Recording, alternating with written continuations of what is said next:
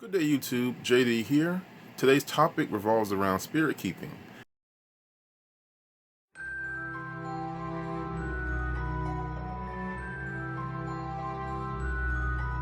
This is actually one of my favorite topics of the entire year. I have touched on the idea of thought forms. I've touched on demons recently, and this is something that I really find fascinating, especially at this particular time in my life.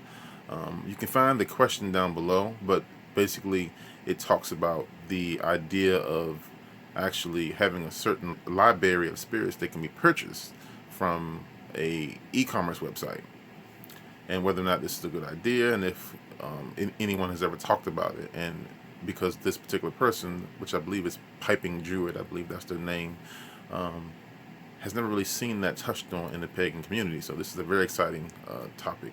Personally, I I do things a little bit different than what I've read. There is a school of thought that says that after you create them to do their particular task, you should dissipate them.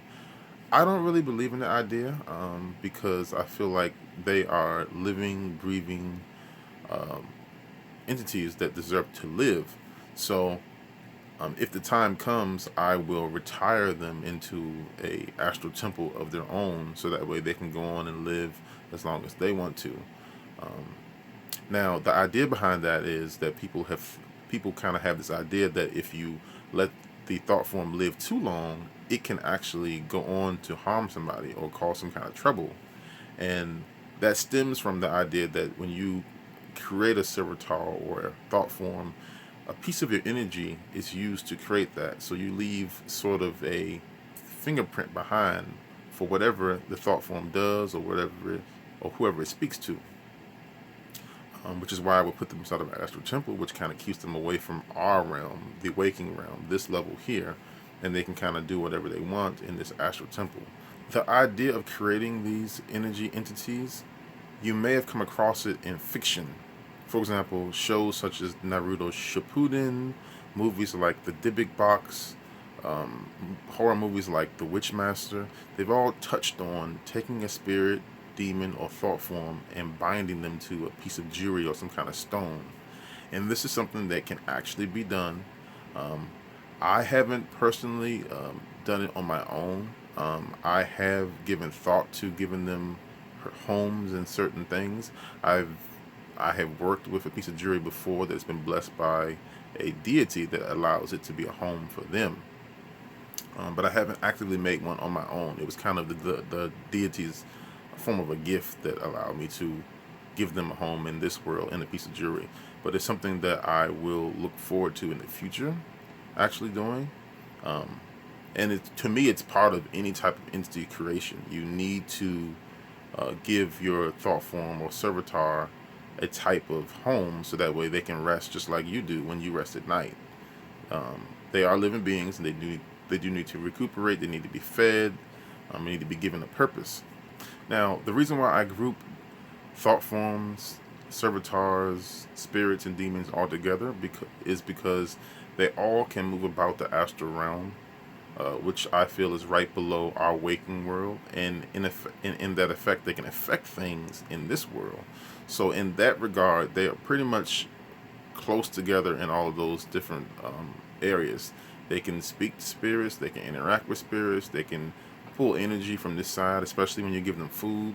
So they're very close together, and they can all be bound or go into a piece of jewelry if you decide to create that kind of home for them, whether it's through a deity, or through a spell, or through just power of sheer will and imagination. Depending on your ritual, they can go into a jewelry, a hat, a shoe, whatever you have, that can be done, and they can call that home.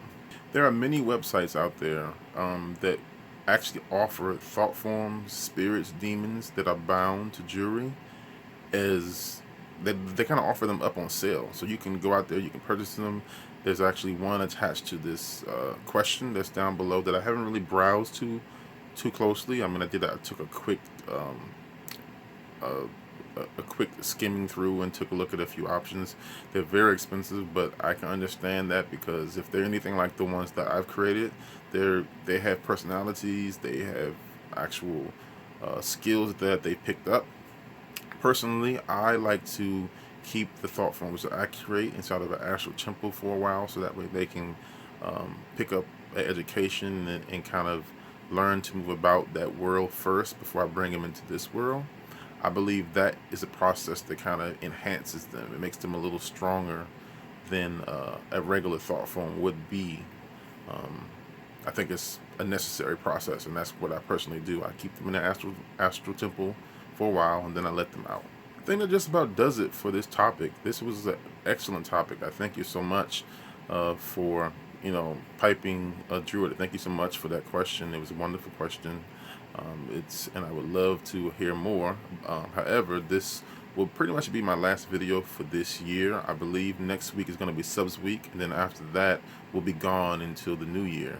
So I hope all of you will enjoy the holidays coming up, enjoy time with your family, enjoy time with whatever rituals you plan on performing. Now, for more on servitars, especially the way I create mine, I'm actually slowly creating a book. So if you want to follow me on my channel, the link to my channel will be down below. And as I make progress on that book and I make it available, I will be doing videos as well, explaining certain aspects on how I create them. In fact, I've got a video up on servitars right now, so please be sure to check that out. And thank you so much for watching me on the Pagan Perspective.